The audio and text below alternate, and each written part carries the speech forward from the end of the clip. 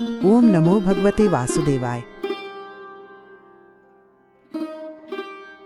कांतावियोगः स्वजनापमानं ऋणस्य शेषं कुन्नृपस्य सेवा दारिद्र्य भावाद्विमुखं च मित्रं विनाग्निना पंच दहन्ति कायम। प्रिय का वियोग, स्वजनों का अपमान, ऋण का शेष भाग, दुष्ट राजा की सेवा और दरिद्रता के कारण विमुख मित्र, ये 5 बिना अग्नि के ही शरीर को जलाते हैं। शरीर केवल शारीरिक पीड़ा से नहीं जलता, कुछ अनुभव ऐसे होते हैं जो बिना ज्वाला के भीतर से भस्म कर देते हैं। ये दुख आत्मा को तोड़ते हैं, मन को छेदते हैं और चेतना को गलाते हैं। प्रिय से वियोग केवल भावनात्मक दुख नहीं, वो ऐसा शून्य लाता है जहां जीवन की रुचि, दिशा और ऊर्जा सब क्षीण हो जाती हैं।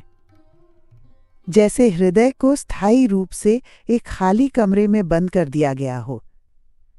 स्वजनों का अपमान, विशेषकर जब प्रतिकार संभव न हो, आत्मसम्मान की नींव हिला देता है जिस पर आत्मनिर्भरता टिकी होती है।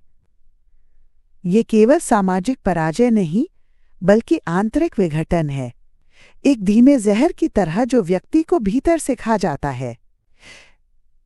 ऋण का शेष, चाहे धन हो या कर्तव्य, स्थायी बोझ बन जाता है। ये दायित्वों की जंजीर है जो मन को हर क्षण बांधती है। अधूरा ऋण मानसिक स्वतंत्रता निगल जाता है, चिंता, लज्जा, हीनता लाता है। जो सिर पर ऋण का भार लेकर जीता है वो कभी सीधा खड़ा नहीं हो सकता। दुष्ट राजा की सेवा एक यज्ञ है जिसमें स्वतंत्रता, आत्मसम्मान और प्राण तीनों आहुत हो जाते हैं। ये सेवा नहीं, पराधीनता है। जहां नीति विहीन सत्ता हो वहां सेवा दास्ता बन जाती है।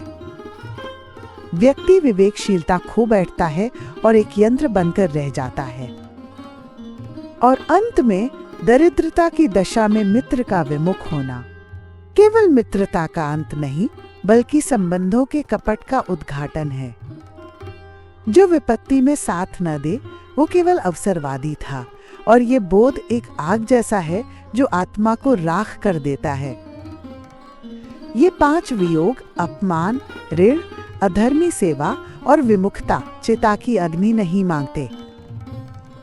ये अपने आप में अग्नि है जो मनुष्य को भीतर से भस्म कर देते हैं, बिना धुआं, बिना शोर और बिना कोई चिन्ह छोड़े।